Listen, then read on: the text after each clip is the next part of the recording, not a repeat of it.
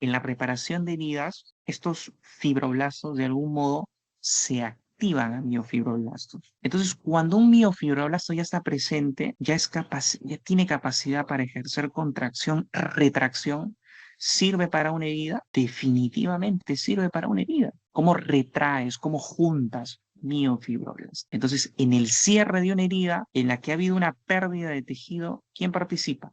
Miofibroblasto. Pues el miofibroblasto aquí se contrae por filamentos de